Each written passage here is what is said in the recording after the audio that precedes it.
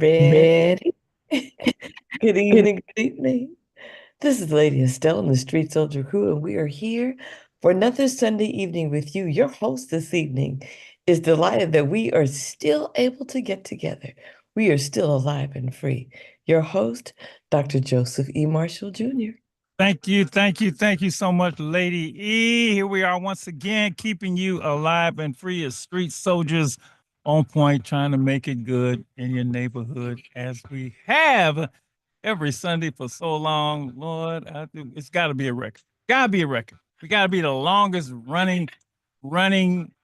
It's an amazing thing, and we're glad to do it once again.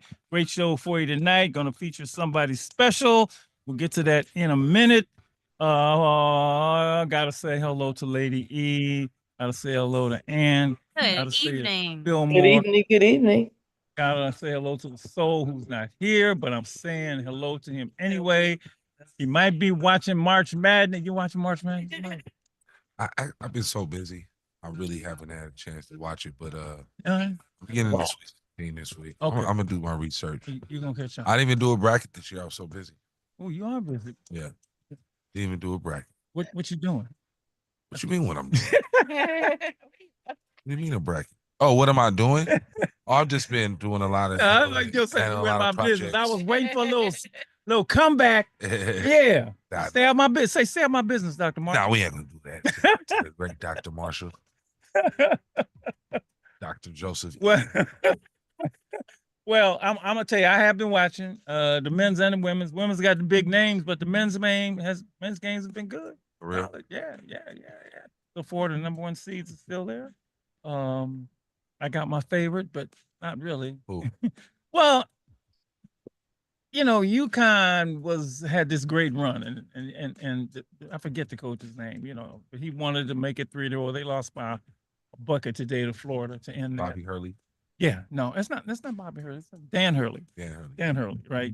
So that was like I wanted to see if they could actually just even get to the Sweet 16. They couldn't. They got beat by the projected favorite, which is Florida. Now the women's game got all star. Well, I Yes, have a March Madness shout out. all right, go right ahead. I'm not watching it, but my grandkids, my granddaughter won the first round. Oh, She did all the right. brackets. Eden Hmm. won the first round. So now we're gonna see what's gonna happen in the second round. Because How old is Eden? Eden is 10, right? Eden is 10 and she's got her little chart, her little bracket, she's got her little thing. And then my other little shout out is for all three of them because they just finished their spring break. But before their spring break, they came in with their report cards. Hmm. All three of them got straight A's. Oh, wow. Are you seriously? All three of them? Eden, And Drew, all and three Reed. of them got straight A's. And when Congratulations. the look on Dad's face, Yeah.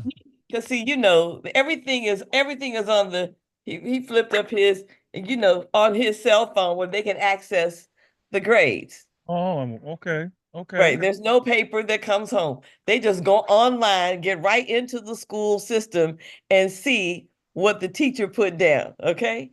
Really? And when he looked at the 15-year-old, he said,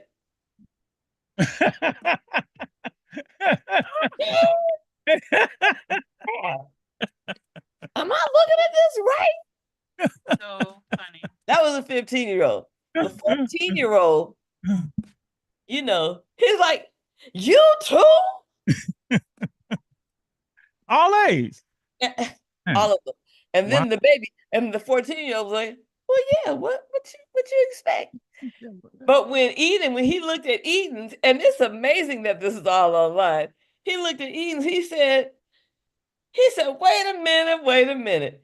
So I don't know. He puts in, hits some numbers, and goes into their accounts. I'm dropping an extra 20 for all of you. Now Oh, that's extra. I don't know what the original was, but wow. the extra was I got to put an extra 20. This is unbelievable. This is unbelievable, man. And they all play basketball. Yep. Okay, so they're all into sports, all three of them, and they got all A's. So that's my shout out for the day. Like, there's nothing better than that. There's nothing better than that. When your kids come through in school and I mean, wow. Antoine's little Tell 'em- face was Yeah. so red. He was like, I know he was at the point of tears, like, man, what? It was great. So what grades are they in now? Eden is fourth, Hmm. and she's next year. They have intermediate school here. Okay. So they go to another school, getting ready for middle school. Reed is Okay. 8th grade, and Drew is in his first year in high school, 9th grade. All right. All right, Grandma. Congratulations. Thank you. Congratulations. Look, they keep this up. They ain't gonna have to pay for nothing for college. No, No, no, they that's gonna the goal. rise. Yeah, that is the goal. That's the goal. You tell them all three of them. Dr. Marshall said. I listen, but let them know that Dr. Martin. Yes, go ahead, Dr. Marshall. What you want me to tell? Congratulations. I ain't got no money, but congratulations. What we want them to know is you don't do this for the money. You do this because, first of all, you're Absolutely. gifted, you're talented, Yep. you're capable, you're Yep. able. It's the right thing to do. And you never settle for less than your best. When you do your best, guess what shows up? Good things. Yep. Yep. Put in the work, it's gonna happen. That's right. All right. Just getting a little bit of news. George Foreman, Yes. fearsome heavyweight champion who became a beloved figure, dies at 76. Wow, George Foreman. I mean, I don't even know if I have to read. Everybody knows about George Foreman. You know about George. Just incredible. I mean, the biggest fight in history is the one probably remember. Best about him, the Rumble in the Jungle. She lost to my favorite champion, Muhammad Ali. However, what he did after that has made it more remarkable. Coming back to win the heavyweight championship at the age of what, 45? When did you start fighting over? That's definitely remarkable. Keep going? Everybody was doing it after that, but Art Hopkins, Roy Jones, they were all doing it. But to come back and win at the age of 45, then of course became a preacher and then became a businessman. I actually bought a George Foreman grill. I did. I bought one. I brought it to the club, and I was cooking at the club on a George Foreman grill. And he sold. I mean, he made a lot of money off of that. He completely reinvented his life. Big George, Big George. And he had this thing where he named. Did you know he named all his children? His kids George. George. I don't know how he kept. Yes. Like Georgia. Yep. Yes. I don't know how he could. Maybe he obviously and his wife could tell one from the other, but when he went to school, George, everybody's George. All right. Let's see. We got some more here. Hold on, let me go back here. Just not a lot of news. Harvard. Oh, Lady E, this is for you. Harvard will start offering free tuition. And this is for everybody out there. Everybody out there, listen to this. Harvard will begin offering free tuition for families earning under $200,000 a year. That's a very high ceiling or low ceiling. You better look at it. So, you're a boy or girl from your parents will make a lot of money. You can get in to Harvard and go to Harvard for free. Now, y'all look, street soldiers out there. I know y'all got kids at home. You gonna be calling me for money? No, get some grades. Go to under. That's just something. And I'm not telling you to make all the money you can make. However, Evelyn put her in them books. She can go to Harvard for free. And you'll probably go with her, knowing how close you are to your daughter. that is really something. All right. All right. Okay. Well, we got here a couple of others. I'm trying to stay from the Trump stuff. I'm gonna leave it alone. I'm gonna leave it alone. I'm gonna leave it alone. Here's some nice marriage news. Yeah, Jonathan Majors and Megan Good. Megan Good got married. And I'm mentioning that for a couple of reasons. One, I always thought Megan Good was just gorgeous. She's a cutie pie. Good. Yeah. She married Jonathan Majors. There you go. Yeah. And, you know, Lucky him. Jonathan was out for a minute behind his own, what was it, domestic violence issues or whatever it was. And he lost a role in Star Wars and all of that. So he was on the outs, but, which I don't know that he's done any worse than a whole lot of folks. But he said it was the happiest day of his life. I bet. Yeah, yeah. Married to Megan Good. She was just beaming and throwing. I got any more? And the last one I'll do, because I'm trying to stay away from that man stuff. By the way, we are going to do a Trump show in April. All right, Trump. I call it the Trump report card. All right.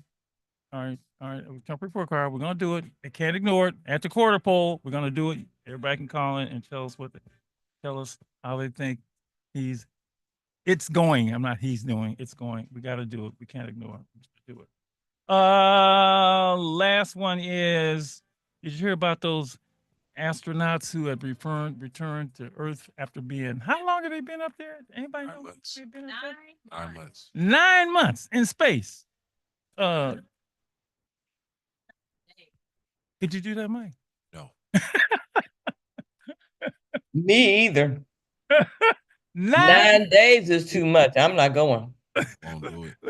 Look, I had trouble with that. What was that thing I couldn't take? That No, that thing you go under, Submarine. No, Lady E, when you go in and get that oh Lord, MRI machine. I couldn't take The that. MRI. Take that for 15 minutes in that pool. I really couldn't. This is true. I had to go take an MRI. No, they put me in there, man. Like, you stay in here for 15 minutes, don't move. Claustrophobic. They don't. I didn't last. They said if you don't feel, hit the button. Why? It just made you feel uncomfortable? Yes. I mean, I felt like, yeah. Anyway, so 9 months in space. Now it's space. But I figure I got more room, but no. Same thing. 9 months. I'm glad they made it back. I think you ain't necessarily guaranteed to make it back. All right, that's the news. I want to thank everybody for listening to last week's show on preventing domestic violence. A lot of calls, a lot of good stuff, a lot of great feedback on social media. People are asking for a second show, and we will do it. I have talked to the guests that were with me already. They are, and we're gonna let me tell you what we're gonna. When we do that next time, we're gonna start with the conclusions that we had at the end of the show. We actually came up a list of things we can do to prevent domestic violence. So we will start our next show right with that. Okay, tonight, let's get into tonight's show. More Women's History Month, and it's been a great Women's History Month. Tonight we are looking at another Good People Doing Good Things show, and we are going to give you the story of the award-winning Old Skool Cafe. Old Skool Cafe, located in the Bayview district of San Francisco. It has been, I've been wanting to do this for a long time. I have done it. They're just doing so much good work. They're award-winning, and I want to give them as much love, especially during Women's History Month, because the founder,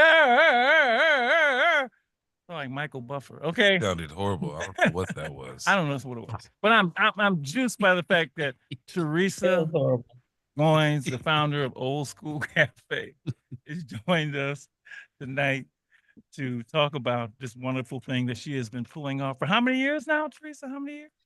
Ooh, it's an adult. It's 21 this year. Oh my God. See, I'm sorry it took so long, but that in itself begs, it's a wonderful story. Pulling something off like this, and I know, right? Uh, Pulling off your dream for 21 years and making it happen, and all the wonderful things that you've done has have just need to be celebrated, and you have been celebrated. I mean, I've seen a lot of good stuff, a lot of awards you've won, and so forth. You just haven't been on street social. Okay, so I wanted to do this for and joining us in the studio with is Matthew. Matthew, say your name. Hmm? Matthew Arch, and Matthew, you are the Head of operations. head of Old School operations Cafe. of Old School Cafe. Okay, we'll get to him. Teresa, we gotta begin with you. We're going and I'm pretend nobody knows, and some people don't know. Go back to the beginning. How did you come up with this whole thing called Old School Cafe? Uh, and then, yeah, just go back to you're sitting somewhere, and one day I'm gonna have a restaurant. Blah, blah. So go ahead. I know you told us 100 times, 1,000 times, because I know I told mine 100,000 times, but you got to do it again. So No, that's okay. I don't mind. It's just always a joy to be with you, Dr. Marshall. You know, the work you do is my heart, and it's been awesome to get to collaborate and work together to serve our youth for all of these years. So, we're not new in connecting, just not on your show. So I just appreciate you and all you're doing. So thanks for having us. Yeah, so really it started on lots of drives in my truck to and from work. So right out of college, I became a correction officer, worked through the probation department with young people that were incarcerated in juvenile hall, and a couple they were boot camps, a little bit like the Scared Straight days of those boot camps. And so we had at the two camps that I worked at, we had 100 male inmates, ages 13 to 18, and most of them were incarcerated due to gang violence, drug offenses, that kind of thing. And I had my own platoon, my own squad. We wore combat fatigues, combat boots, wow. so and I always talk about trying to act tough during the day, but really, my heart was being broken as I was hearing their stories day after day and watching. Where was this located, Teresa? Where was this this, located? this was Southern California, so Santa Barbara County. So we had youth all the way from Lompoc up to Thousand Oaks, some from LA. Yeah. So we in these camps we had some gang members if you was down there. yes, we had lots of East Side, West Side, Bloods and Crips, and we bunked them right next to each other, right? So it was so everybody's like at camp together, not really singing kumbaya. Wow. Oof. So yeah. I'm doing it for you, girl. Thank you. Thank you. Yeah, it was I tell people that was the best education I ever got. Definitely. I mean, college was great, but they were my teachers, and boy, did I learn everything.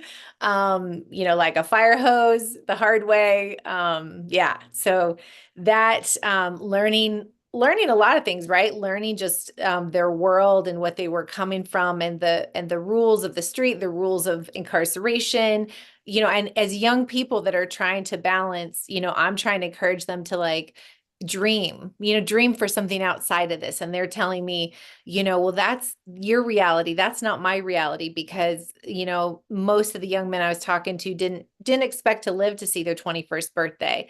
And they're like, and if I do, I'll most likely be in prison. And so when you're telling a young 15 or 16-year-old that is trying to, sorry, I have an alumni trying to get in. So he's tell him to hang on. We'll get to him. So anyway, that was really it was those young people that were telling me that this is sort of the only life they saw for them, that they're going to either be in prison or dead. And that just for me is just not, I'm like, what are we doing in this country? If we have all these young people, and when you start to look at the numbers of thousands of that, we incarcerate more children in our country than any country in the world. I'm like, and we have more resources. We have, so much better options. Why are we doing this? And that was really the thing that pushed me to start praying. So I would be, in my truck driving home after hearing, stories of, I mean, a lot of the young people too, they came in, they were arrested right as they were holding their brother that was bleeding out. And so now they didn't even get to go to the funeral, and just the death and the destruction and the hopelessness. I was like, God, you got to give me a vision. There's got to be a better way. And Let's stop right there and just let folks. Those stories are heartbreaking. When you do that work with that population, it's because in those moments you see something in them that they don't even show other folks, right? In those moments, when they back there, I always come up there wearing a mask, right? And for a moment around you, they might, especially when they're by themselves, they take the mask off, right? And then it's like, well, I don't think I can. No, that's all I know. I was born into it and all that. And you're trying to be as encouraging as possible. Anything is possible. Anything is possible. Anything is. It's really tough work, and I just applaud you for doing it. And having your heart broke every day, because I felt the same way. And like, you right. know what's possible for them, but they don't know what's possible for them. Right. I know. This is why I love you, Dr. Marshall, and the work you're doing, because you get it, right? It's like when you see too many young people die, you go to too many funerals, you hear a young person that's a teenager should not be hopeless and feel like their life doesn't matter, or that the best they can hope for is prison. Yeah. And so, yeah, that really, it was those. And like I said, one after another. And that feeling of, I hadn't planned to do this. Like, I was just going to do law enforcement for a few years. I was going to go on to get my PhD in psychology, become a therapist. That was sort of like, I had my little game plan. But once I started to hear and see how many young people were throwing away in our society, I couldn't. And they're asking for help, right? These are young people saying, please help. Like, if you could, help me, like, I want something different, but like, I don't see any way out. And when they're asking for help, if we as the adults are not actually providing a better solution, if nobody's hiring them because they've got a felony, and we're saying, Right. now get out and do good, don't go back to the same, drug dealing and robbing, but we're not going to actually hire you legally. So, that that's ridiculous, right? We're gonna limit your options. Exactly. Yeah. Um, uh, okay, so I'm gonna keep getting pinged by my alumni that's trying to get in. What should I tell? Alumni, hang on. We'll get to you. We'll get to you. It's second hour. Okay. We told you. All right. Now, if we need you earlier, we'll let you know. But right now, just hang on. We're not going Okay. anywhere. Let me have this time with your founder. I just pinged him so he knows now. Okay. And he'll be great. I'm excited that he's here. Oh gosh. So yeah, so that was the precipice of, that was like the thing that started stirring in my heart. And I just felt like I asked God, give me a vision. There's got to be a vision that will address the things I'm hearing the young people are saying that they need. And they're saying that they need jobs. They need to be able to make money legally if we're gonna, ask them to stop doing what they've been doing. The gangs were offering a sense of brotherhood, community and family, and somebody that's got your back and it's there for you, especially with a lot of our young people. The home situation was not great, or we're in foster care. And so to have like this brotherhood around you, we can't ask them to leave that if we're not going to provide a different set and a different community. Did we lose him? No. Oh, No. okay. Fine. You are great. It froze on my end for a little bit. Lady, you want to say something? No, because things switched on my end as well, but go on. Okay. And since we still hear your voice, we don't We're see good. you. Oh, yeah, Okay, yes, you disappeared, so I thought Hey, we don't see you, but we hear your voice. Okay. yeah, so then the last thing too was like a sense of just that community that we needed to provide. So the jobs, a sense of community, and also purpose, that feeling that their lives, they matter. And so that's where I started asking, okay, God, like, what's the solution? And I didn't think I never thought it would be a restaurant. That was not on my radar at all. I thought maybe it would be like a safe house in the neighborhood. It would be, I really wanted to make sure these young people had that community. And I wanted somebody else to hire them.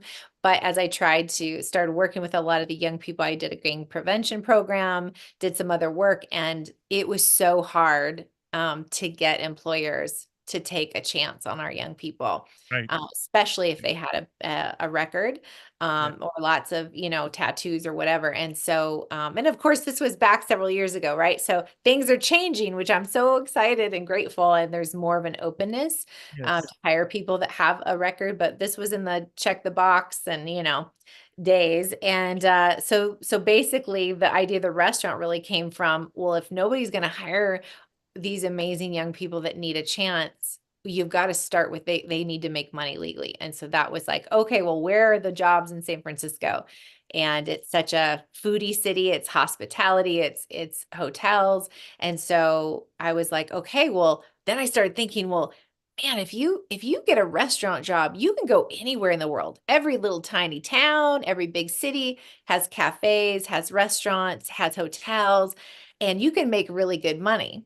With tips, bartenders, servers, and it's a very upwardly mobile. So like you could start as a dishwasher, and some of the owners, some of the managers, the top chefs started, bussing dishwashing. Right. And They so started at the bottom and worked their right. way. Yeah. And so I Yeah. love that you didn't have to have a college degree. I love that you could start at the bottom, and it's very much that industry like really embraces. In San Francisco, the more tattoos as a chef, the better. So I was like, okay, this is like I started seeing, okay, this is Funny. hitting a lot of different things. And the other thing is like in the street, it's cash is king, right? So that getting quick money and cash. And so I thought, oh, you get into the restaurant industry, you make tips, you've got cash. Again, it's how are we being competitive with something that's out there, right? And so then I also love that I had so many young people in the jail that were super gregarious and great personalities, great with people, funny. And I was like, man, what if they could like put all of that personality and who God made them to be, and like, and a lot of them were really good salespeople, right, in the street. So I was like, what if we just shift that towards upselling and learning how to like use that personality, connect with people, and make a killing in the restaurant industry. So it was a whole bunch of these different factors that made me go, I think that you can learn 10 different skills in the restaurant, from back of the house, cooking, dishwashing, prepping, front of the house, hosting, serving.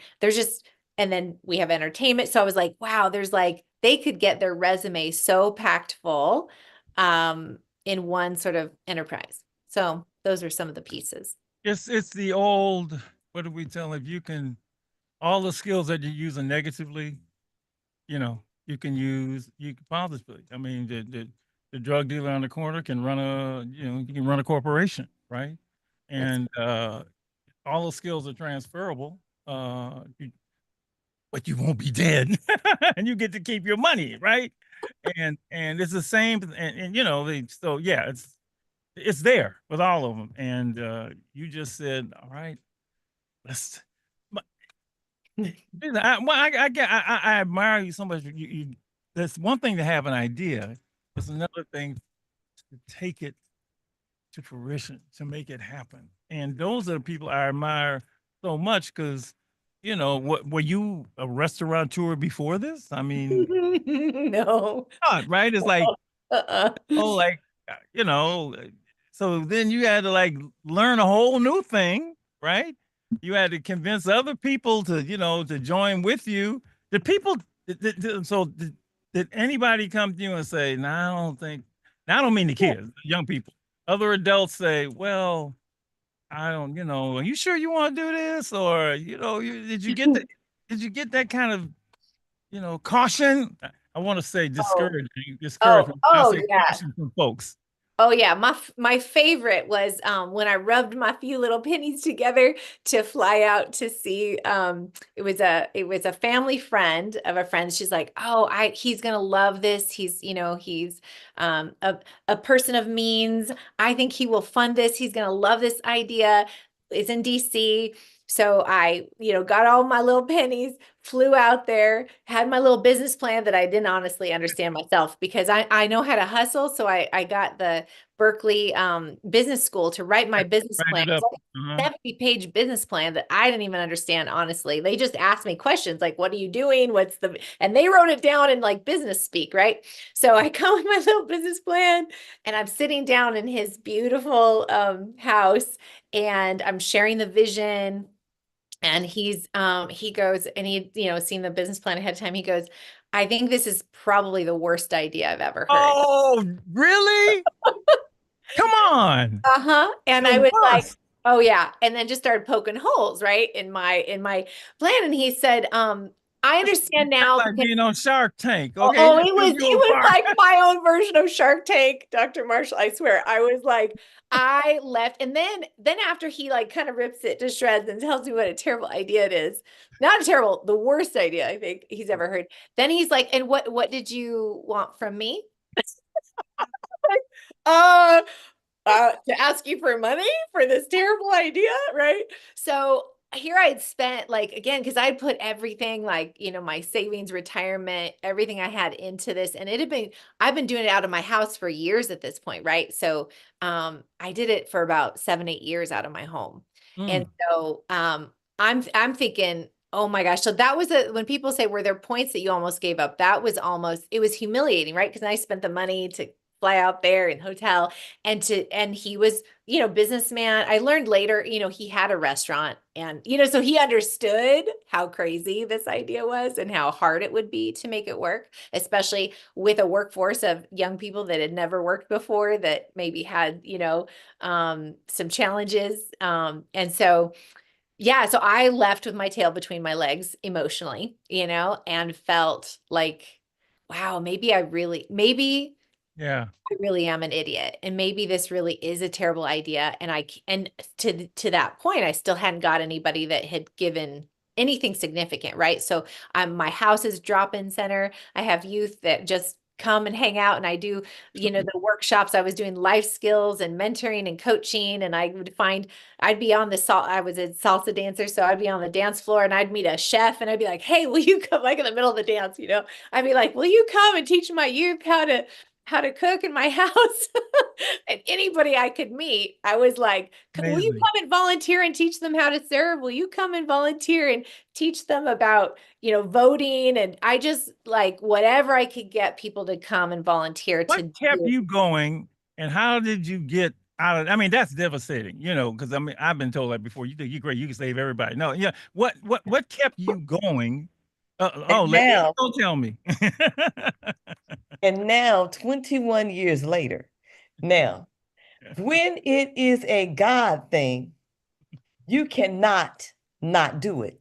All right. There you go. All right. And All right. and All the right. reason big time money can't do it is because they would get the credit for it.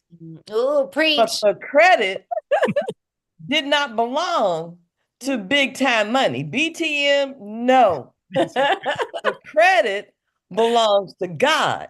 And he's the one that gave you everything that your house, your time, your energy, the whole, I mean, you're probably not even that gregarious a person where you say, do you want to cook? Can you cook? Can you cook? But when it is a God thing, you cannot not do it. And nobody's going to get the credit but him. So, And I mean, preach. I couldn't have said it Sunday. any better because that honestly is my answer. Is you remember when I said I was in my truck praying on the way home, like acting all tough during the day and boo-hoo and crying, going, God, you got to give me an answer. Like this is not okay. And who am I to do anything about this? Right. And he and not God, you got to get me out of this. God, you got to change this. God, it is God, you got to give me a vision so that these people, it is service. The purpose was service. It was not for you, it was for others. Those who had gone through, whose lives were, yeah, baby. That's the reason. I miss you. It's been so long since I've seen you. I'm Yes. read this, lady, Lord, breaking bread in I the community. I get it. It's like, oh no, you cannot not do it. You're like, maybe, and then when you said maybe I am crazy, and then some said you got a phone call, you got something, it's got Oh. keeps you on it. It's like, all right, Lord, you just Ooh. got to help me with this. Then you say, just help me do it. Just Yeah. help me do And it honestly, there was a couple times that I almost, again, in those places, I got super discouraged and almost gave up. And I swear it would be, God would send somebody to speak directly, Exactly. like to give me goosebumps, Yeah. right? And encouragement and say, like, I literally had this person pray for me that didn't know me, that said, whoa, like didn't know anything about what I did, didn't know anything about old school, nothing. And I was on the way to this prayer meeting and I was all in a bad attitude with God. I was like, I don't even think this is from you. I think it's my own big idea. I don't think I actually heard this from you. And you're going to have to like really make it clear and like basically give me a lightning bolt. Arms folded with the attitude. I know Right. Total that. attitude. I was like, for me to know this is really from you, because this has been years now and I'm still in my house and this is not happening. And this guy came up, he was praying for people. It came up to me again, didn't know each other. And he says, whoa, whoa. He said, God has given you a really big vision and he wants you to know it is from him and he will provide. And I was like, and he's Oh, only God knew, is the only one that heard me saying, I need to hear directly from you if this is really your vision for me. And so I was there was another point about to give up. And I was just like bawling. And I was like, okay, I hear you, God.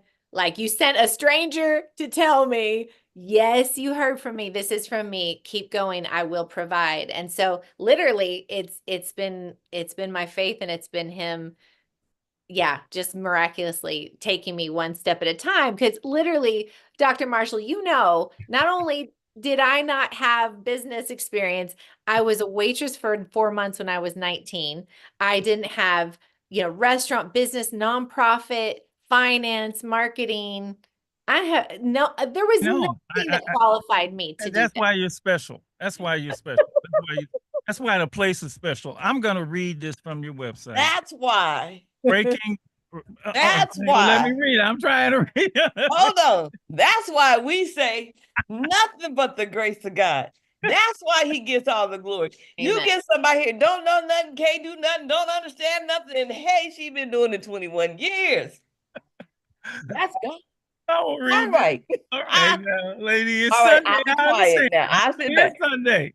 That's my consider this. I love it. You got a preacher on the show. I didn't know that. This is Oh, awesome. there's a whole lot about her. So, all right. Breaking bread and building communities together through food that satisfies hunger and soothes the soul. Welcome Old School Cafe is a faith-based vows prevention program that provides job training, employment, and a second chance at life by way of a 1920 speakeasy jazz restaurant run by the at-risk, formerly incarcerated and foster youth ages 16 to 22. And I love this quote you have. I hope you come hungry and leave inspired. And for 21 years, that's exactly what you've been doing. I'll read a little bit more. Old School Cafe is one of a kind youth run supper club. We train and employ at risk youth to run all aspects of the business, learning to be hosts, servers, chefs, and entertainers who offer youth a solution for addressing their basic needs and break the cycle of poverty and incarceration.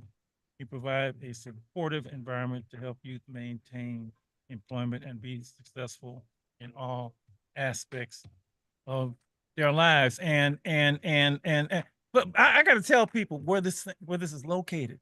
It's located in the neighborhood. I mean that is like now that to me is maybe it's located well, I won't say in the hood, but in the neighborhood.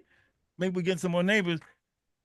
And that was the next thing, the location, because usually when they do something like this out, it's in the, downtown or someplace like that. You put Old School right in the neighborhood. That in itself to me is just, you know, what was that? I mean, how did somebody like, this is the place, this is the place? Because you got to find a place to do it. Yeah, a little bit about that. And I appreciate having you come and join us for dinner. And coming to the neighborhood to join us for dinner. I'll tell you, I got a couple other things that I've done, but go ahead and. Okay. You can tell everybody about the food. I mean, old school is just cool as hell. But go ahead, and we're gonna leave it alone. How'd you get the spot? Well, so I live in the Bayview, so I live in the neighborhood just a few minutes away, and so a lot of the young people that I'm was working with, they could walk to my house, and so there definitely was a great thing to also be close in proximity. But honestly, it's kind of another God thing. I couldn't afford. I mean, when I was looking again, I had no. I started without any money, right? So remember that little caveat. Trying to open a restaurant without money, and so there were some pastors that heard about what I was doing, and they said, "We want you to come where there's a gathering of like." Pastors and business leaders and ministry leaders, well, we want you to come and share what you're doing because the churches need to support you. I was like, exactly. I'm like, yes, they do. Where are they? And so I came to this meeting and they said, share what the need is. And they put us in some different groups. And I said, I need a building because I've been doing this out of my house, Yeah. that time for probably 6 or 7 years. And so there was a couple pastors that had a building that they had acquired in the Bayview. And they said, you want to come take a look at it? And I was like, yes. And so yeah, and it's funny because I saw the location and I knew that the area where it was located was an area that the city had tried to do stuff about for a long time, and it's kind of known as the living Yeah. room. Yeah. And the nickname to our street, yeah, it was not known as a great spot. Right. But I just felt like It's even more remarkable. but again, it was like that's where Yeah. the door opened, and I felt excitement in my spirit because I was like, that's of course where Jesus would set up shop, where the most light and hope is needed. Yep. And so my board thought I was a little crazy. And they came in and it looked a little different. And I was like, but it's going to have like red velvet and it's going to be like, so I'm painting the picture of how great this place is going to look when I get a chance to renovate it. And it's funny to hear those former board members now like come to dinner with people and say she was telling us like, this is what it would look like. And we didn't see it. We're like, I don't see any way this building's ever going to look like you're describing. But again, it was just miracle after miracle. So many volunteers came. God just provided, and we built it with the youth, with volunteers. Little bit of funding came here and there. And I just felt like at the time, this is where God opened the door, and this is the place that, and it's also what I love is that it's being led by the youth, right? So it's an area in the neighborhood that needs hope, that needs light, that needs joy and beauty and life, and it's being led by our youth, right? Like It's so fascinating because when you walk in there, and we'll get into more of this. When you walk into there, you literally feel like you step back in time. You really do. You feel like it. I love the whole speakeasy feel. The jazz thing. I'm a jazz guy, right? The jazz guy, the piano players, the whole bit. I mean, you literally feel like you step back. It's one. And I had somebody go there for the first time. And they're like, this is man, you step off the block and you walk into a whole different era. And we'll go more into that. Matthew has been sitting here patiently listening. And Matthew Arch, you are new to, right? Yes, The sir. business. How'd you get there? What'd you think? And just talk about everything you've heard. How'd you find Teresa and Old School? Well, let's make it a simple answer. God. Okay. I Director of operations, right? Yes, sir. Yes. Okay. I was just looking at. I was on LinkedIn one day, and there's thousands and thousands of job postings. They all look very similar. And just as you spoke to, the second you step in Old School, once you walk through that hallway, Yeah. it's a Walk out. different world. It is. The It really job is. so the job advertisement that they posted on LinkedIn with the Old School logo, it just stood out to me. Something when I saw that Old School writing with the classic gold lettering, Yep. it caught my attention. And then when I read the mission statement Yep. On the first paragraph of the job posting, when it said faith-based Yeah. restaurant, Yeah. it caught my attention. I've been in hospitality majority of my professional career. My father owned a small Thai restaurant in Southern California, where Mm. I'm originally from, and the more I learned about it, the more I fell in love. And through the hiring process, both Teresa and I, as we've shared with each other, we had a lot of prayer and in making sure that this was the right fit moving forward. Okay. Because this is it's a big step. Yeah. Teresa trusting me with her business, her baby, as we've talked about the life she's invested the last 21 years of, to someone not familiar with Bayview, not familiar with nonprofits. It had to be a right fit, and for myself as well, is I had to make sure I had the patience and the strength to be the right leader for these kids, Yeah. and to be someone who is strong enough to be there, to be someone in their life that they might not have otherwise. So with all that information and with a lot of prayer, and I finally got the answers.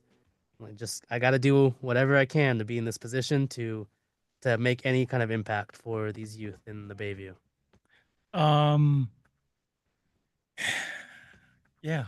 Yeah. No, I mean, I'm gonna say one word, and we got a few minutes before we go on. And I gotta tell you, when you walk in there, the first thing is the hospitality. I mean, I just, it's just like you think you were literally, you down on California Street, you down. In fact, I think it's more hospital. I mean, the hospitality is just like, oh, how can I help? I mean, everything you do, and we're gonna be joined by a whole bunch of them. Mike, you ever been there? You gotta go. Okay, It okay, looks nice. okay. I'm gonna get you there. No, no, no. A live and free group at Old School. Yeah. Well, I Yeah. was gonna say, Let's make it an I evening. was gonna say dinner's on me, but Mike really might take me up on that. So, Yeah.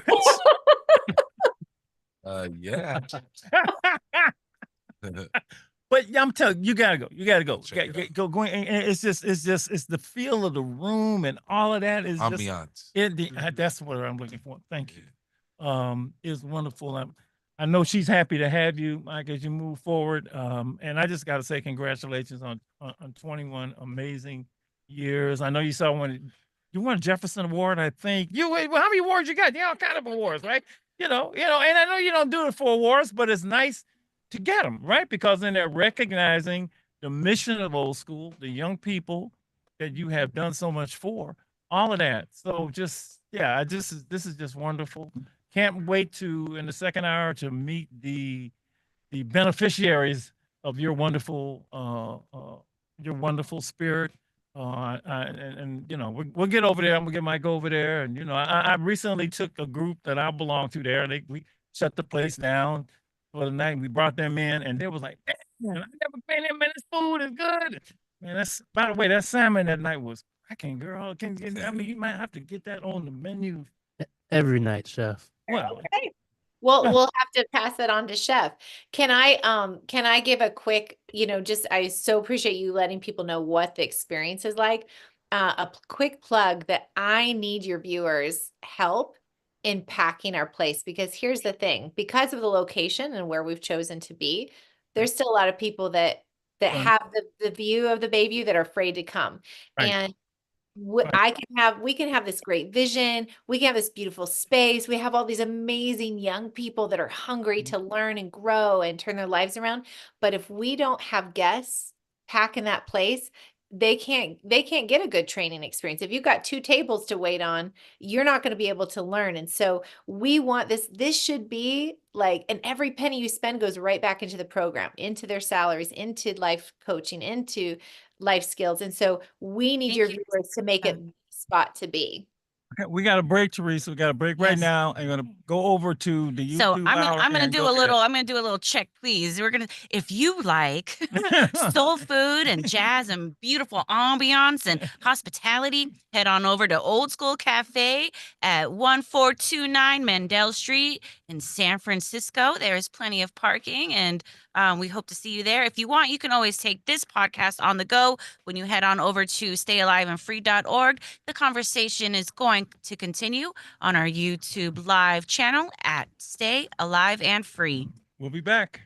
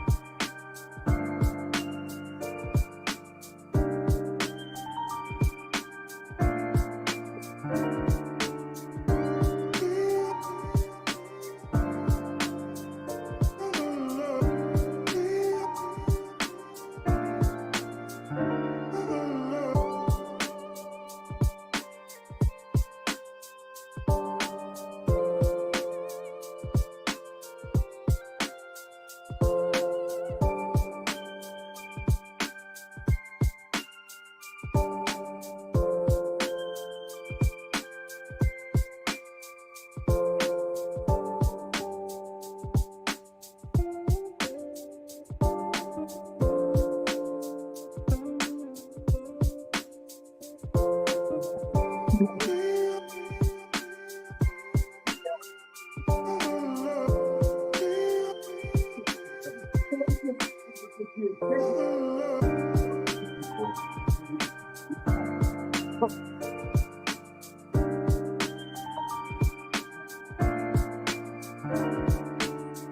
to listen to my favorite artists on the radio and dream.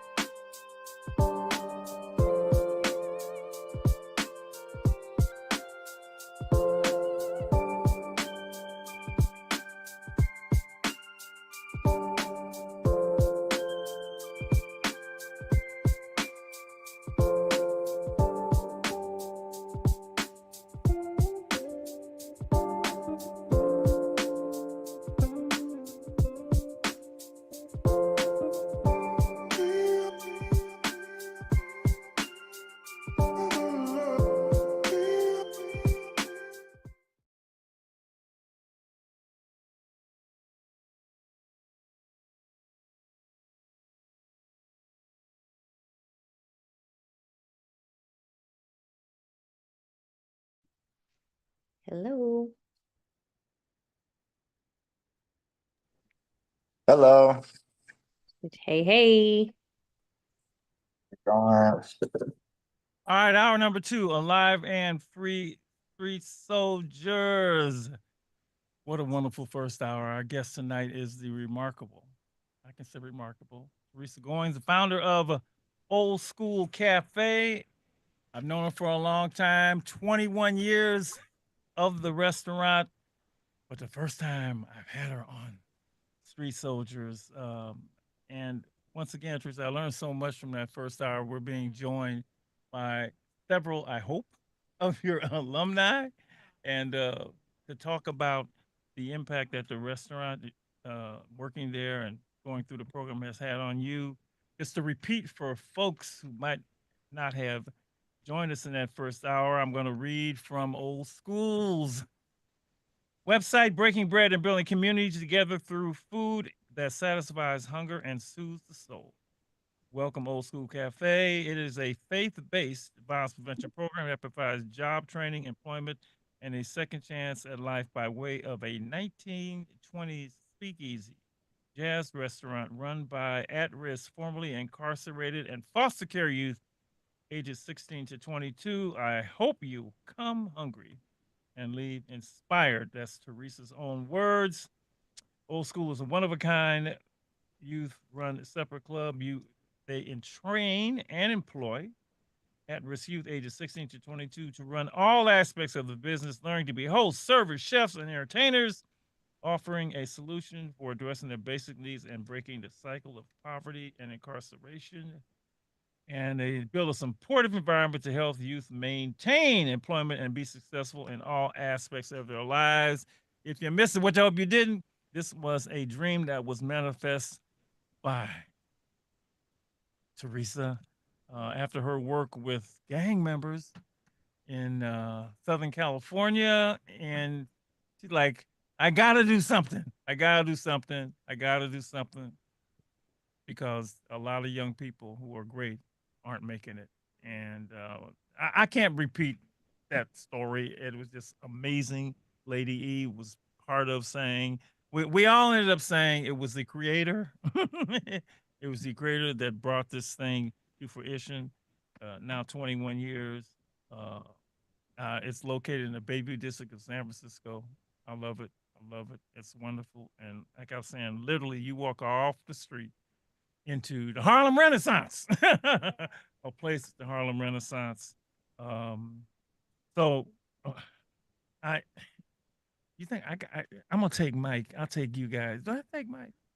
Oh, I'll take Mike. All right. Gotta take them all. I'll take. All right. All right. All right. All right. All right. I will. We are joined. We have also been joined by the director of operations, Head of operations. head of operations, Yes, sir. Matthew. What's his last name? Matthew Yes, Arch. Right. And now we got some alumni, students. Who we got here? Got to get names. And by the way, if you're not on camera, we got to see you. So I see. Let me see who we got here. I got some names here. I see Kenya, is that how you say his name? Kenya? Kenya. Kenya. Oh Kenya, Lord. yes, sir. Okay, that I threw me off. Kenya, can you turn your camera on so we could see you, please? We want to see you as you talk about old school and Teresa Goins. We have Tiffany Fuller. Is that right, Tiffany? Let me check you off the list. We have Jonathan Zavala. Is that Hey, right? hey, how we doing?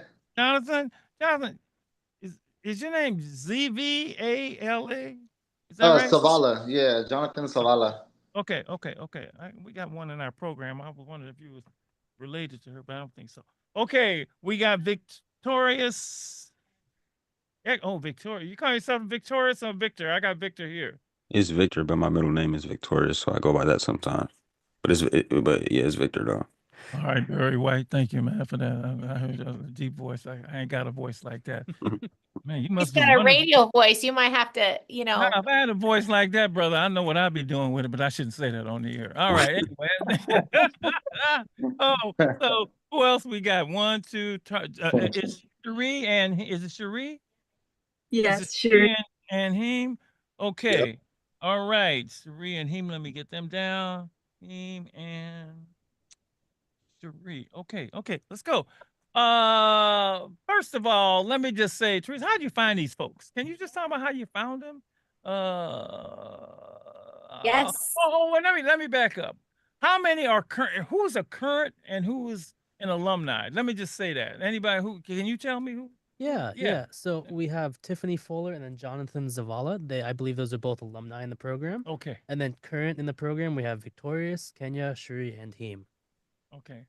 Let me start with them. How did you find out about old school? Let's just start there. Victor, would you tell me how you found out about old school, what attracted you to them and what you think and how you got involved? So yeah, let's open the Mhm. conversation with that. Yeah, so so it started like last year during like around the summertime of last year. I was at the juvenile probation department and I seen a wall of employment and I was trying to like just find stuff to do to keep me active and get me on a better path. So I scanned the QR code and then I waited my turn, got the my interview, knocked out the interview, and then got accepted and then started working in the cohort.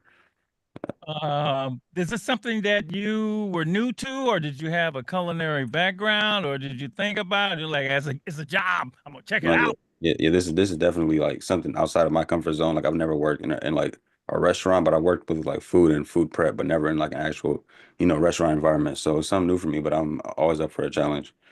Okay, thank you. Thank you. Jonathan, let's find. What is that you holding, brother? That's a big dog. Don't let him jump through the Zoom, okay? All right. There's Woo! a little Harley Quinn. Well, if you could do it while you got him, how did you find out about old school? Yeah, so I had just gotten out of jail and just met with my probation officer. This is when I was 19 years old, and I'm 32 now. And I asked her like, she's like, "Hey, so what spots like what kind of job you looking for?" And I was like, "Well, is there any that you know of?" And then there was a pamphlet or a paper that said old school, and she's like, "This actually they only hire people that are on probation or and troubled youth." And I was like, "What? That's perfect. That sounds like exactly what I need." So and I had just started barber school across the street from old school, like probably like a week before, so it worked out perfect. Thank you. Thank you. We'll come back to you and hear more. Kenya? What's that? I like that necklace, girl. I like that. Oh, thank you. The way I found about old school was through a friend. Um, yeah, she just told me how like old school gave you good opportunities, and I've always been an independent person, and like I always try to figure out like stuff by myself. So since she told me like, oh, like they provide for stuff, it's just not like a regular restaurant, but it's also like it gives you new opportunities and stuff. So I was like, okay, I'm gonna try this out. And then I tried it and I'm still there. Thank you so much. All right, Cherie, is that right or Sherry? Is that my son? Is it Cherie? You ask her. Yeah. Okay, well, now you tell me. Yeah. Is it Cherie? Yeah. Like my Cherie, I'm more like Stevie Wonder. Okay, all right. Yes. All right, your turn. How did you find out about old school?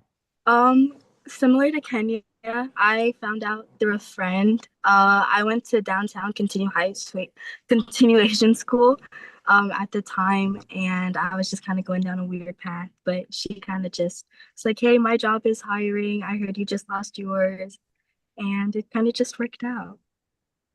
Thank you. Team? For me, I knew the one of the managers previously from another nonprofit that I used to go to. Her name is Lisa Litzy, and she told me about the program, and she told me that they were hiring at that time. So I applied, and then I interviewed, and then that's how, and then I got the job as well. Thank you. Tiffany. Call me Tip. All right, Tiff, you got it. Hey. So I'm actually I don't know if Jonathan's ever worked at Old School. So when I found out about Old School Cafe, it was not a restaurant. It was just an idea. So Lydia Vincent and Kirk Davis took us from a youth leadership development program through Providence to Teresa's house back when she was living in the dog patch. And I've told this story so many times. It's like we went to her house and Teresa didn't have any furniture. I found out later that it was like a roommate that took all her furniture. But she had this idea of this youth run supper club. And at that time, Old School Cafe was just a mentoring program. So I've never worked in the restaurant. And Old School Cafe started with just Teresa. But ultimately, what I got from it was the community aspect. And because I grew up in Bayview, born and raised, I was raised by my aunt. But I didn't have the family support. I had drug addict parents, absent parents. So Old School Cafe provided me the mentorship and the family support, but I've never worked in the actual restaurant. Did it surprise you that this was in the community? That this was in the Bayview? That this was what was this a corner of what? What is the corner? What's the corner streets? Third and Hello. Yeah. yeah, right, right. I mean, did it surprise you that right here in the neighborhood was this wonderful opportunity? Yeah, yeah, right by the Opera House. And her house was in Dog Patch. And that's where my office is in Dog Patch. And so uh, did that surprise you? Because a lot of times these opportunities are located outside, which is that's I'm not knocking that, but did how did Victor, Kenya, Jonathan, did it surprise you that this was located right here in the neighborhood? Yeah, for me, actually, it did because when I seen like the flyer for the restaurant, it looked like somewhere where it would be like in like an area where it's kind of like isolated from like our community. And then when I seen that it was like in the kind of in the center of our community, it kind of put a smile on my face because like we're doing good things in the community, and I like to see more of that, and I want to actually do more of that. Yeah. Yeah. Anybody else? You know, would it surprise you that was located, Jonathan, you in the Bayview, in the Um, what's it like how you were saying? It surprised me more like the difference of the day and night. Like you go inside and you feel like you're not, yeah. like you go back in time, or you feel like you're not even. It's like you really feel in a whole different world in there. Yeah. And then like for me, since I was going to barber school right across the street, when it was slow or like I wasn't doing a haircut, I would go walk over there and they're cooking, and it felt like my second family, like friends and stuff like that. So like I was going in there like even like before I started my shift because I would work till like a little later and then stuff like that. But it like for everybody that was prepping food and stuff, I was able to just go there and like it was we were learning a lot of stuff there too at the time when I was there. So it was cool to all the networking and stuff. Kenya, did it surprise you that it was located in Yeah, the I did. I actually grew up in the Bayview, and I never knew that that spot was there. yeah. Like I never seen it or nothing. And then when my friend told me about it, I was like, "Where in third?" I was like, "I have never seen this place." And then I go in there, and I'm like, "Oh my God, this looks way nicer than what I thought it would be." So, yeah. Teresa, I'm gonna say something. And I don't know if it makes more sense to you, but we were located. I mean, the club, Live and Free Omega Boys Club, which some of you may have heard about, was located in Potrero Hill, right, at the neighborhood house for years, and then it's been located, in Dog Patch, right now. And this ain't the Dog Patch. It's now the Dog Patch. This is Right. 93, right? I said crack dealers walking through my yard, right? Okay, so, but for us, even though we had like tourists from all over the city there, and I had people from East Oakland, West Oakland, everybody came there. They always honored the place. It's interesting to me. We've never had any drama, never had a fight.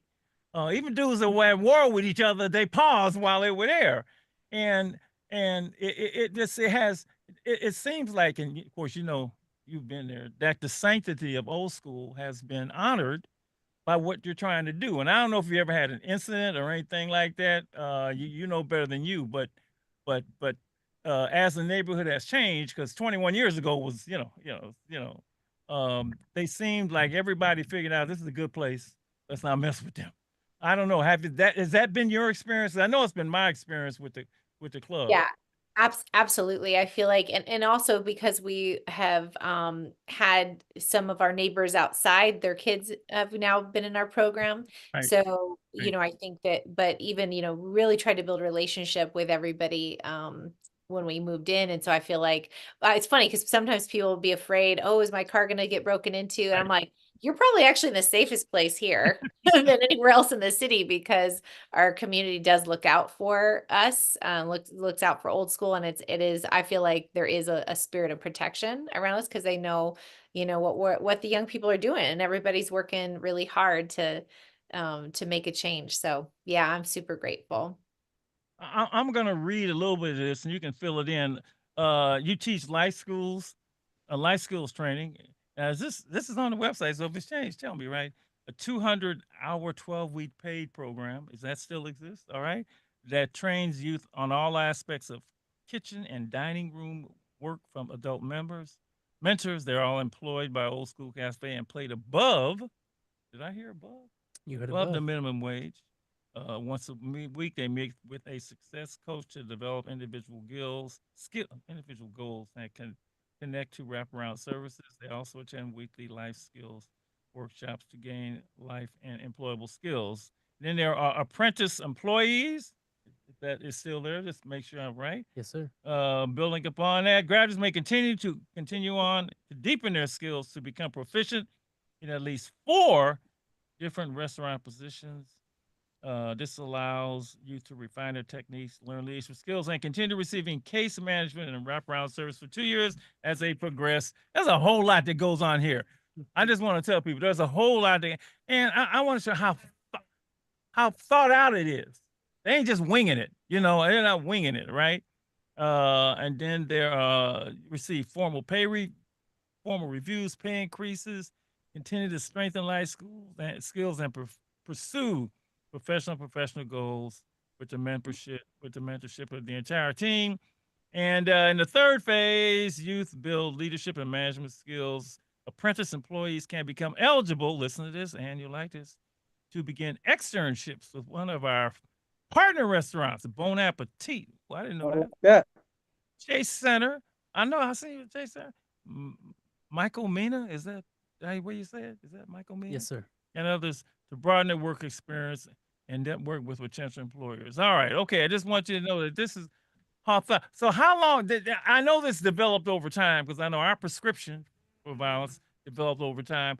Is this something as you went along? Because you're always want to get better. You always want to get better. You want to get better, and experience is the best teacher.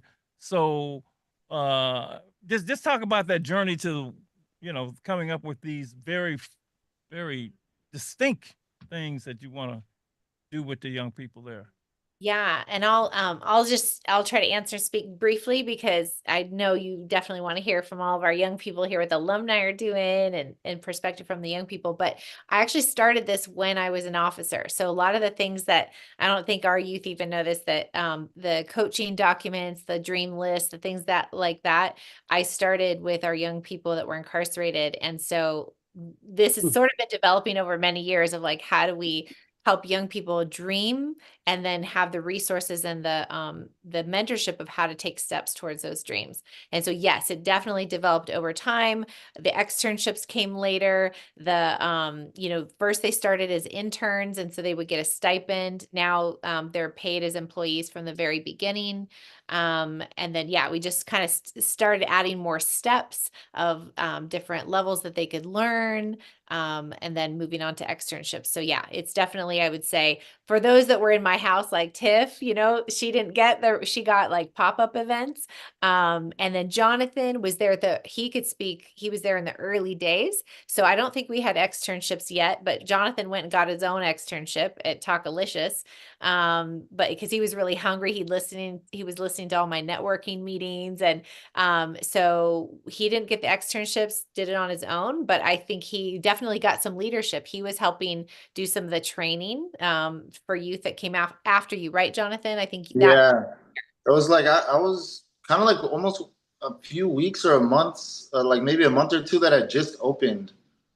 Mm-hmm. And I remember like seeing everybody doing like the interviews and learning how to just start like setting up everything, like just to be but it was good. The training helped me with the hospitality part, the service part, after going into working at all the different restaurants that I worked at. And then I implemented all that hospitality and like the jazz and stuff like that in the barbershop. So like now I have 2 barbershops in San Francisco, one in the Mission, and then now here in the Marina location. Hey, let me tell you, bro, I ain't going to no barbershop that ain't playing jazz. Okay, I don't care. I want old school. I like it old school. Yeah, no, we be having live bands come here, and we'll do. Oh, see, so I need the address. I need to band. line up right now too. So I'm still at the shop. Thank you, brother. Yeah, we're open till like 9-10 every day.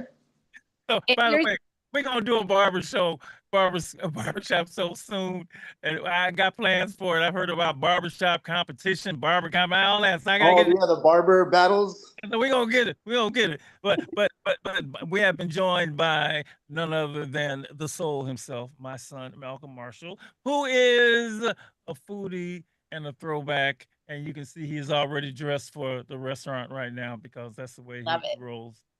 20 days and I'll be a married man. There you go, y'all. All right. Congratulations. Teresa, I want to tell you this, and then I want to hear everybody's old school experience story. I just got this. Thank you so much. This is a fantastic interview. Great charisma and energy, and she is living it. What is the name of her restaurant? My wife and I want to go. Okay.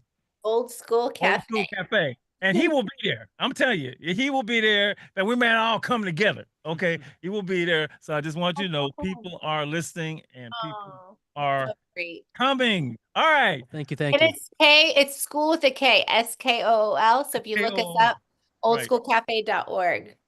Okay. We're going to get into later on into the menu and all that sort of thing and more. But let's hear everybody's story. So Kenya, you get to tell now your Old School Cafe story. Go ahead. Yeah.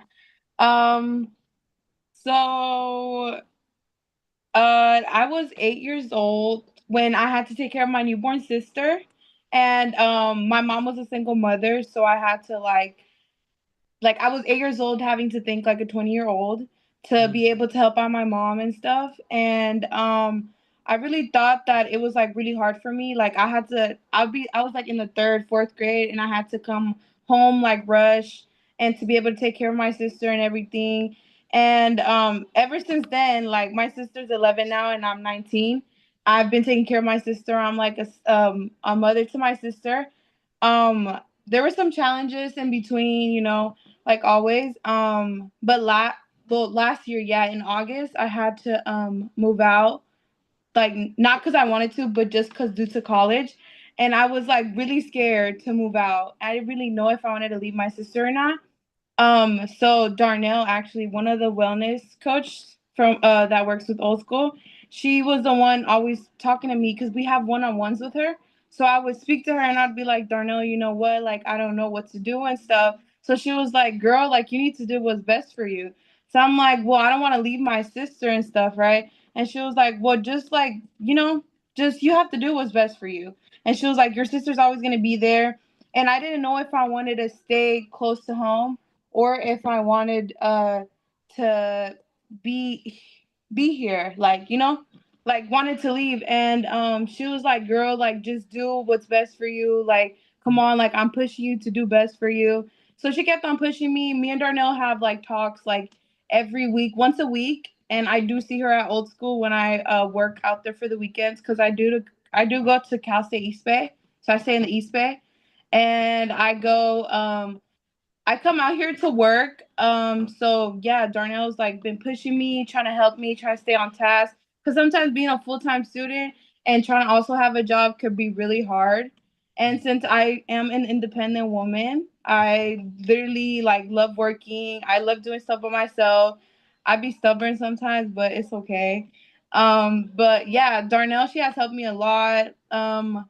Old School has taught me so many things. Like I never knew I was gonna be serving a table, telling them, "Oh, welcome to Old School," or like even welcome to any other restaurant.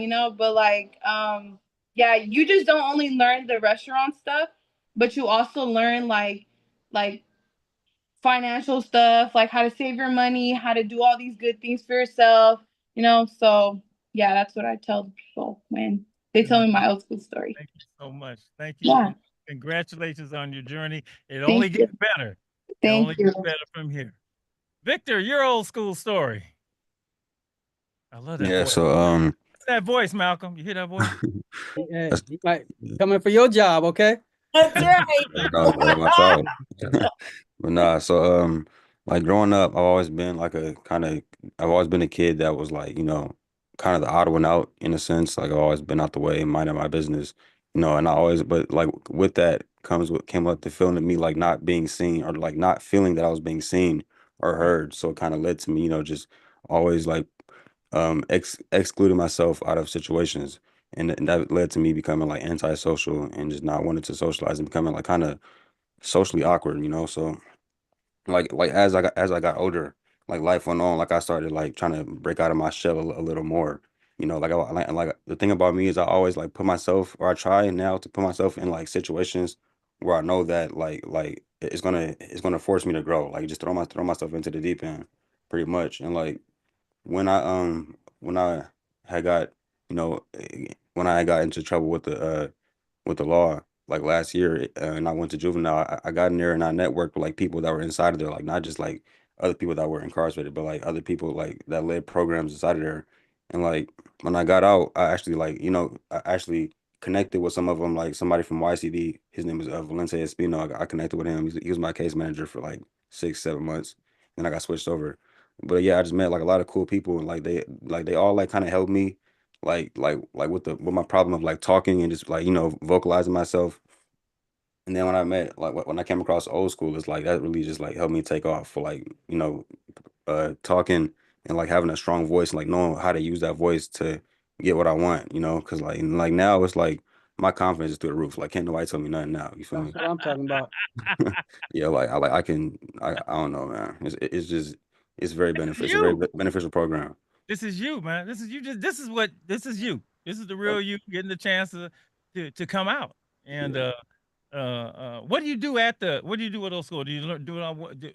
Is there I do pretty much like a little bit of everything. Like, I help around the bar, so bar backing, busing, I'm like mainly I'd say like my main position at old school is like I'm the person that everybody can come to when they need a break, they need some help, they need insight, guidance, they need anything. You can come to me. I'm like the safe space for pretty much everybody. You can ask anybody. They all gonna tell you, Vic, oh, he cool, he a cool person, he a real person. Like you need something, he gonna help you out with it, or he gonna try his best to figure out how to do it, even if you don't know how to do it. Because I really So don't be knowing something. basically, you got the voice.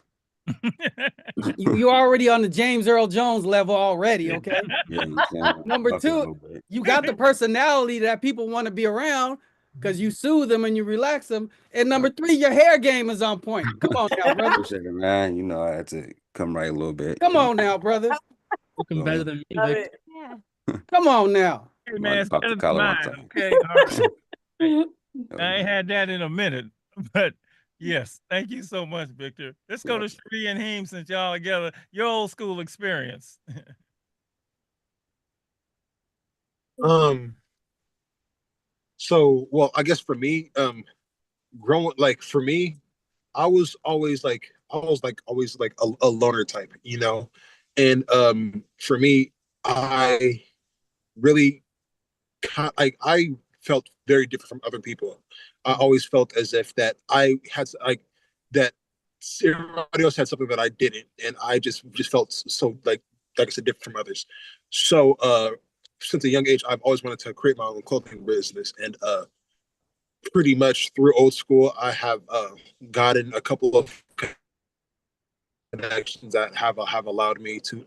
Actually, um, old school had a not a collaboration, but they had a partnership with Airbnb, and then we got some refurbished laptops, yeah, some refurbished laptops. And luckily I was lucky enough to get one of them, and that helps me do like my visual art. But back to what I was saying, I've always been creative. I've always liked dressing myself really nice. I always liked wearing stuff that I always wanted to wear stuff that everybody else didn't want to wear. And yeah, like coming to old school, it gave me a lot of experience. I was the bartender there. Well, I was the first youth bartender there.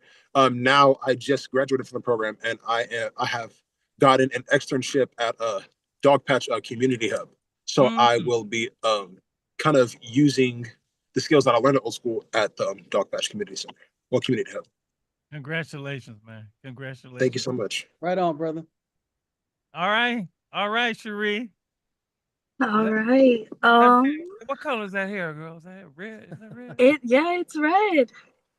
Nice It actually color. kind of matches our old school red uniform. So, going with the theme. Oh, that makes sense. Matches the Live and Free logo too, a little bit, okay?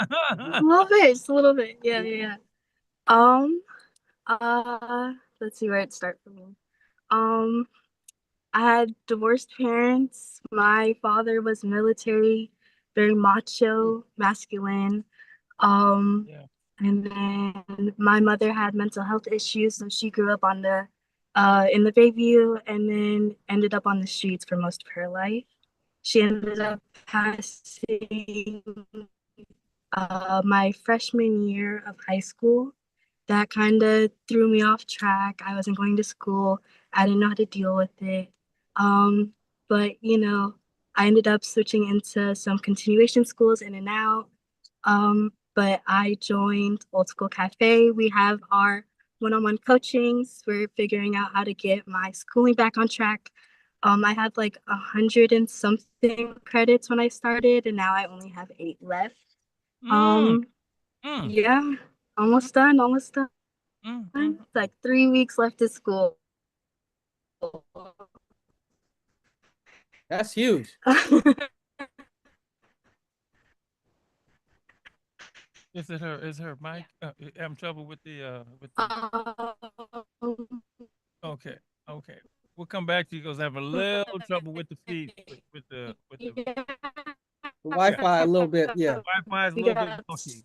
Maybe if they turn their camera off, Oh yeah. the sound will come Yeah. through them. Turn your camera off. Yeah. Oh, Old school. oh, there Help we me go. We with got some you back. therapy. All right. We got you back. All right. But yeah, that's pretty much it. It's just been a big change, a big help since I've joined. Thank you so much. Thank you so much. Thank you so much. I know Teresa. I know how you feel. I know how you feel when I hear those success stories. I know how I feel. Y'all both have cool names too. We only hire really cool people. Okay. Really cool, cool people, good looking, great hair, great voices. Well dressed. Lord. All right. Jonathan. Yes. I think you said a lot. Was there anything else you want to get in about your old school journey? Yeah, when I was there, I really got to learn a lot. Like when we did get to go to these little events where it was kind of like almost like a little not TED Talks, but it was like kind of events that got to really meet a lot of other like people that were great at networking as well. I learned so much just seeing Teresa talking with everybody, seeing how she worked and how like she made her business into more things involved into just one thing, into one house. So like I've always like saw that and I try to like match that in the shop, you know, like and then helping out. Like I was trying to help out a lot of barbers that like had just got out. Sometimes some of them, like giving them a chance. The barbers, like I knew that like oh they're going through some trouble, but kind of none of them actually worked out. Like the ones that I've tried, they like kind of got in trouble again. So I don't have any youth that were locked up, but um, what else? What was the question again? No, just your old school experience, which you talked a lot about. I mean, it's been Yeah, no, it was a good time. It really helped out because at that time I was on a 5 year probation, and the the head of the probation office ended up coming to eat at Old School, and I served them. And then Teresa gave like a good recommendation to them. She's like, "Oh, he's great here and everything." And after like 3 months after that, they're like, "You know what? We're gonna take you off probation. Like you don't need to be on probation no more." So I was going to be on for 5 years, and Old School helped minimize my probation years to a year and a half. Oh wow. So I was like, whoa! I was like, damn, thank you. Wow. Wow. Yes, because I went to Old School at 19, but I went to juvenile hall at like 15 and a half, and then I got in and out a few more times, and then the third time that I got in, they sent me to a probation camp.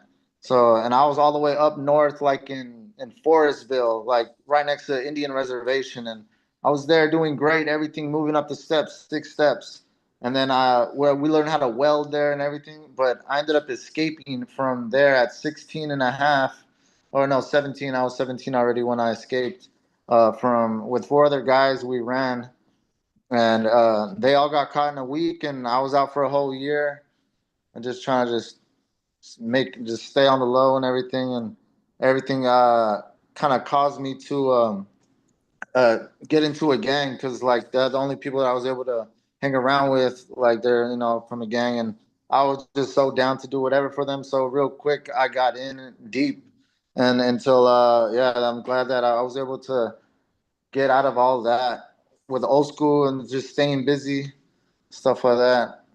Because I'm glad when you would get out too, because brother, if you had stayed in, it would have been you wouldn't be on this, yeah. this call right here. Yeah, Yeah. I would have not have the all the other guys that ran from probation camp with me, they're like doing 25 years or life now. Right. Yeah, they all ended up like the ones that got caught, they went to YA and then did more time there. Yeah. And so I was like, damn, like it was close to like that time to just switch was perfect timing. And like I grew up too believing in God, and and knowing there's like a God that helps us out, and it was like just perfect, like how he was able to help through Teresa to help me to change my heart and path, and then kind of like a year after that or two, when I was 21, I had a daughter. So then that really got me focused in and like changed my life as well. Congratulations, brother. Thank Congratulations. you. I have a saying, all you got to do is turn right and keep straight. You turn right Yeah. and you kept straight, and it's gonna be all good. And Yeah. we're gonna get you on the barber show. We're gonna do a barber show. Yeah, my first shop I opened up with my bartending tips, the one in the Mission location. It's a small shop. It's still open, right in between the two cannabis clubs, Mission Organic and Connected. We're right in between those two clubs. And then this one we opened up 2 years ago, and we're like on Chestnut and Lombard, like real close to the Golden Gate Bridge Oh, and okay. Palace of Fine Art. Nice. That's all right. Tell them the name of your barber shop. Yeah, it's called the Barberhood. Yeah. I'm gonna call Ice Cube and get you on the next movie, okay? Yeah, yeah. I ain't got that much juice. Okay. There's the that'd be cool. Tiffany. Hey, thank you so much, Jonathan. All right, Tiffany. Thank you. You've been the longest of you. You're wow. You must be blown away by all this. So I met Teresa when I was 15. And I was born and raised in Baby Hunters Point by my aunt, because my mother was on drugs and I didn't know my father. Actually, I knew my father my whole life. I just didn't know he was my father.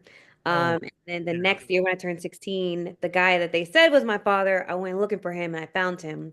But I knew how my family felt about him, so I had to keep it a secret. And Teresa was one of the first people I told. So I was walking around with the secret.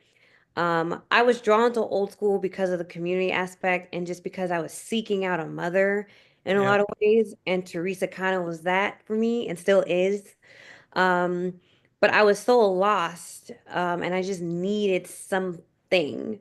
Teresa in old school, like all youth at this point could probably say they came in shy, but Teresa's gonna put you in the spot, and so you're gonna start public speaking and all that. So I've done so many like interviews. I've hosted a lot of the galas. I'm grandfathered in actually to hosting the Old School Cafe galas. Um, one year, David Chu asked for youth to perform at his inauguration, and I was so scared. And Teresa asked me, and I said no. She asked me again, and I said no. David Chu called, and eventually I ended up doing it. And that opportunity, I got to perform a spoken word piece at City Hall for David Chu's inauguration for city attorney. And there I met, the Human Rights Commission, and I got connected with Dream Keepers Initiative. And with their support, I'm making my first documentary. It's called Beyond Blood. We're almost done with it. Beyond Blood is an exploration of family as it relates to my experience in foster care, being raised by my aunt who resented having to raise me, and my absent biological parent. Excuse me, Wow. parent. And it's a tribute to the Picasso Mama, who are the collective of women and men who have fed into me over the years, which includes Teresa. So I have come a long way. I went to college. I have a master's degree from USC in screenwriting. And it's a lot of it is because Mama T just believed in me, and it's been without stipulation. I think with my mom and my aunt, it always felt like I owed them something back. And I think I remember telling Teresa this, not in the last couple years, that I remember waiting for the other shoe to drop, and it never has. I've known Teresa since I was 15, and to feel that way, I'm 35 now, waiting for the other shoe to drop when she's done nothing for me to ever think that that would happen, but just have this fear that she's gonna leave me or she's gonna disappoint me when she's never done that. She's been the constant in my life. We've been really supportive, always there for me. Flew to New York when I graduated from college. It's just been there every step of all the drama. I got the DNA test with my father. I know who my dad is when I was healing from all the traumas. I still have a lot of mental health stuff, but she never judged me.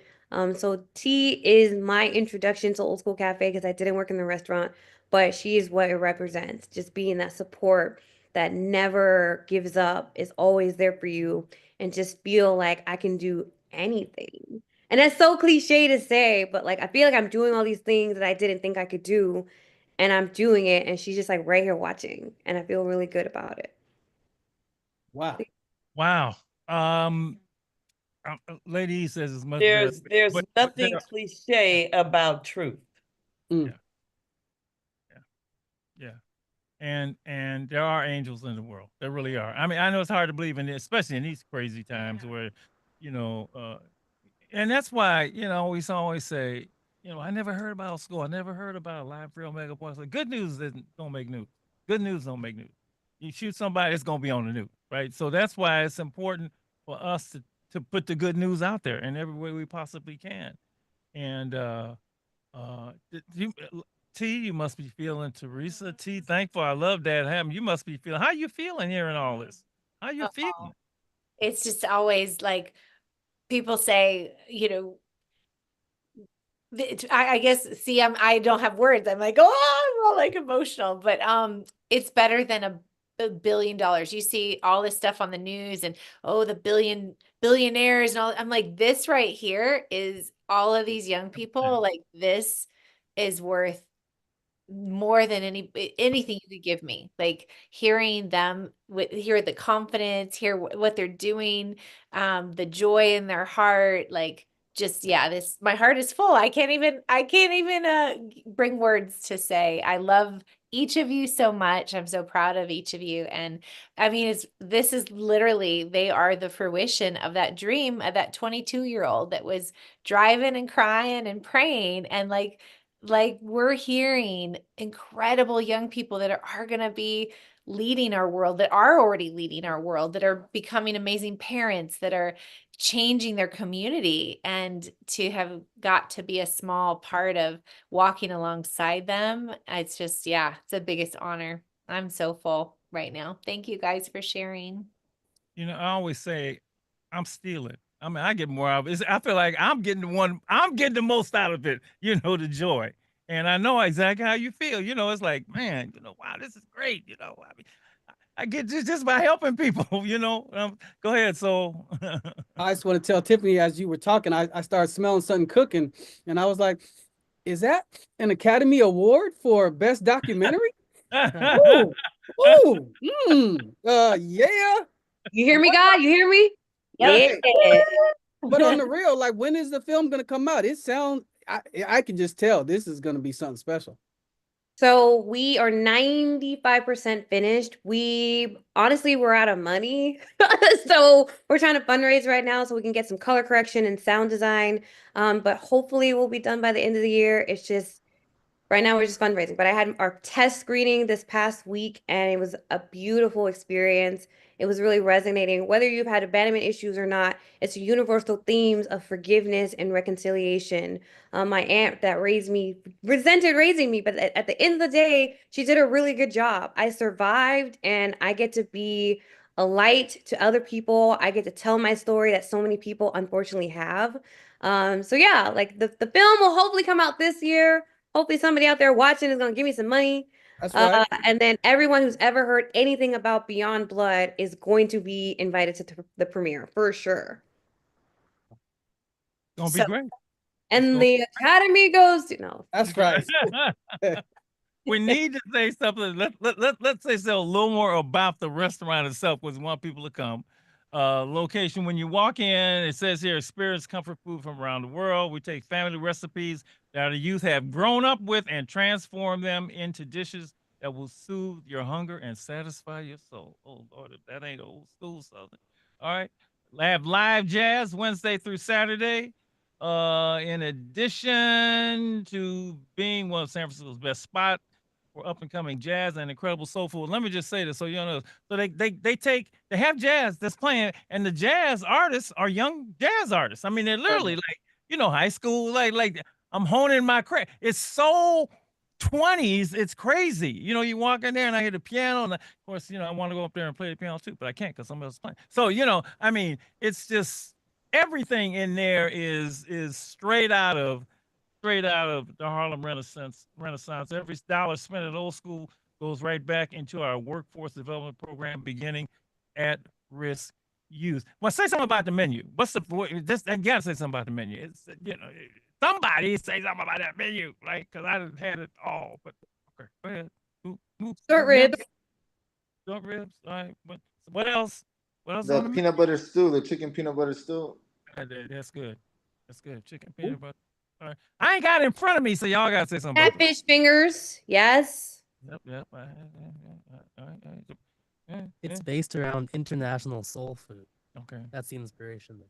Yeah. And Teresa's had multiple youth bring their own personal recipes. That's into what the I kitchen, like. That's what I wanted to and hear. those Yeah, recipes are on the menu to this day. Gordon's Yeah. fried chicken, right? A booth Mhm. peanut butter stew. And I Mac got Corn. to work with them and too. cheese. That's so Mac and cool. cheese. I had the mac and cheese. What'd you say, Jonathan? Sorry.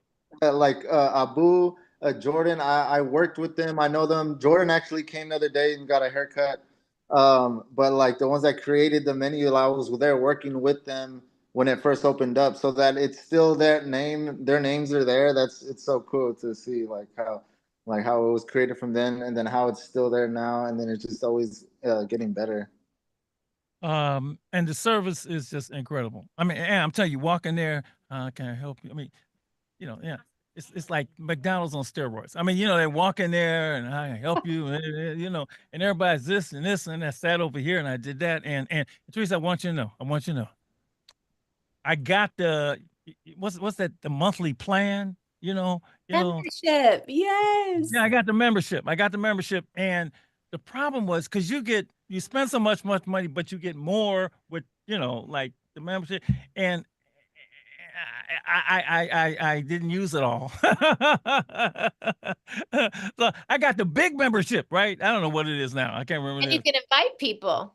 Yeah. I didn't know that. See, sorry, I didn't. So I'm gonna come. I'm gonna give me another month membership. I may get because you got to use it by a certain time. All the food, but Soul, we got to get over there. We got to get over You there. ain't gotta say nothing else.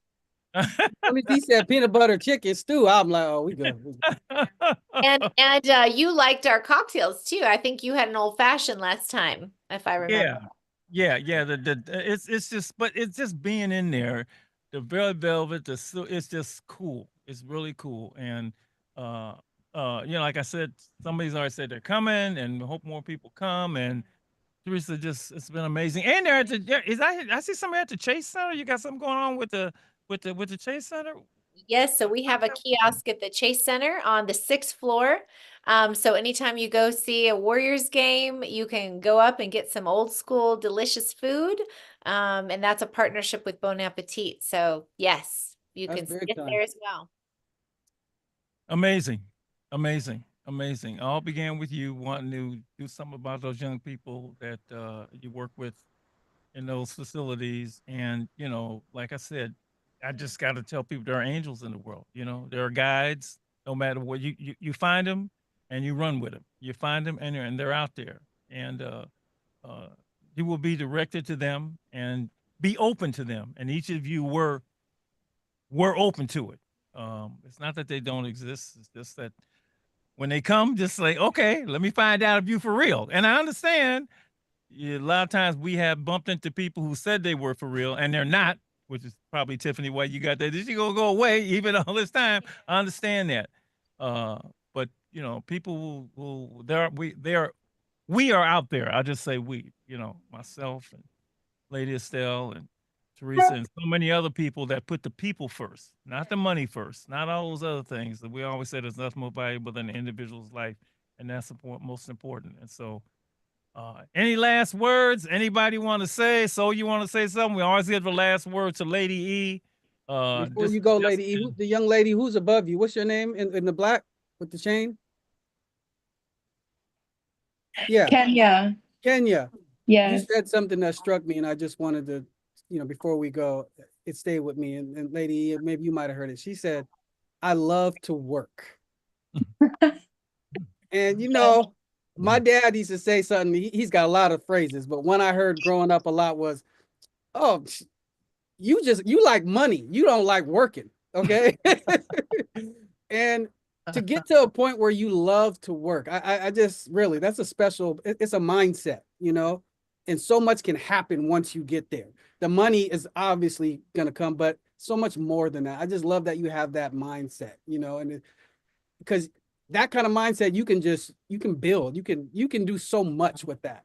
And so I'm happy for you that you have that. I'm glad you have that. And all of y'all just fresh, all of y'all funky, all y'all doing big things. And please do even bigger and bigger things. Keep going, push yourself to the limit.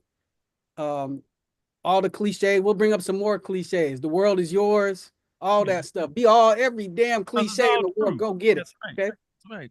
Yeah. The sky's the limit, all that stuff. All of them. That's right. I would just say thank you for having us on, Dr. Marshall, and sharing.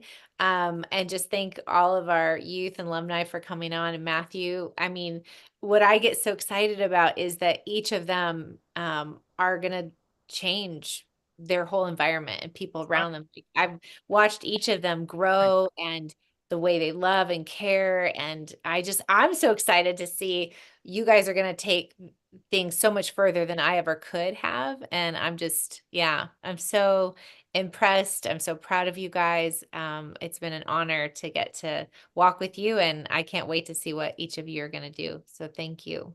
Yeah, each of you are living proof that it can happen. And that they can't argue with you, right? Well, they can't say, well, nobody ever did it. Well, yeah, okay. And let me tell you how I did it. So that's what's great.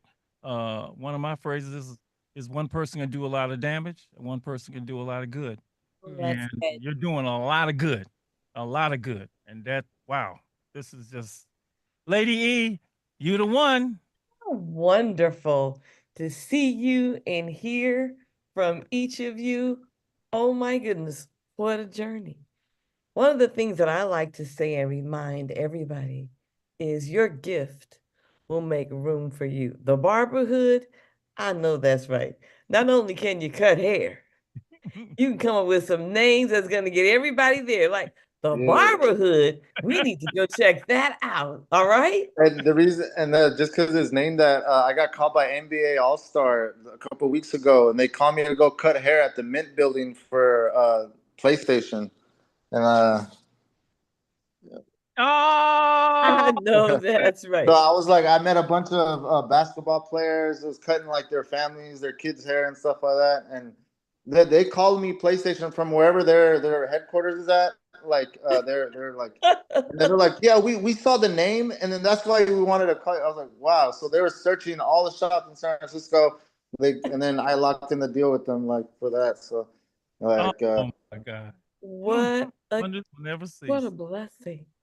Your gift will make room for you. We get my ready other to hear. passion has always been bartending. So I'm launching. It's gonna probably like by this summer. It's called Sip and Smile, and we'll be bringing bartenders from like the most good-looking bartenders and experienced bartenders to your private parties and weddings and stuff like that. Because I have a bar in the shop. I'll make you a drink before I cut your hair if you like. If you want old-fashioned You an margarita. entrepreneur, brother. I know that's right. Man, I ain't got no hair. Can I just come have a drink? Yeah, Okay.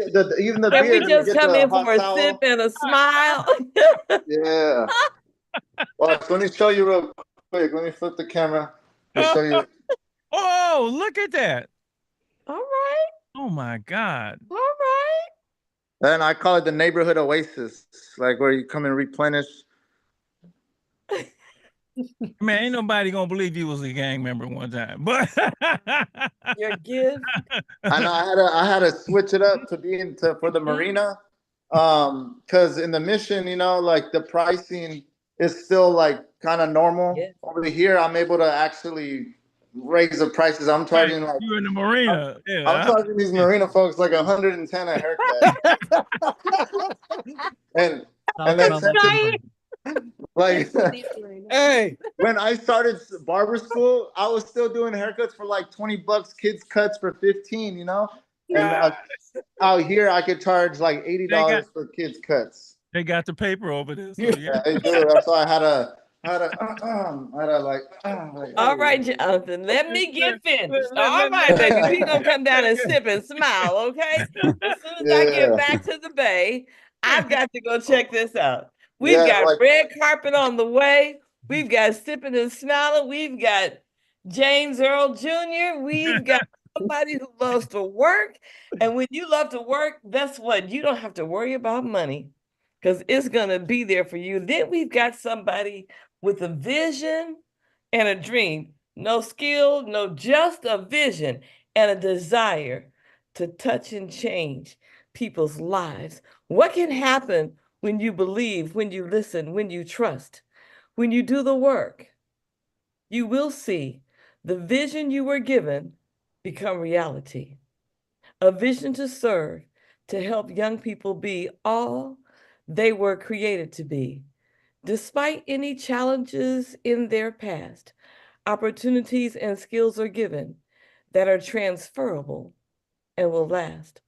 Old School Cafe is that vision realized, that's been awakened, and that's changed many lives, touching, training, preparing, inspiring, teaching, guiding, encouraging, uplifting, creating, supporting, and so much more as they continue to develop and grow.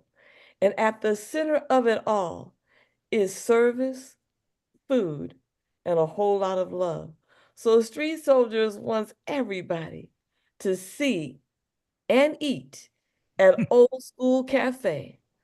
And please stay alive and free. This is Lady Estelle asking you to consider all of this. Thank Bless you, to you. Lady. Keep using your gifts. Keep using those gifts. And don't forget to give the credit to God, because if that were not the case, we wouldn't be sipping and smiling or barbering in the hood. We wouldn't be Old School Cafe or making movies telling our stories that can empower, encourage, and give value to all that we do. Thank you so much, Lady E, as always. Thank all of you for joining us. Teresa, thank you. Thank you for being who you are. It's as simple as that. Thank you for being who you are. Much more to come. And hey, we'll see all of us will see each other at Old School, right? That's Thank you, yeah, Dr. Old Marsh. Thank you School. All all. right. Love you. All Love you right. guys. Good Bye. night, Thank you. everybody. Thank you.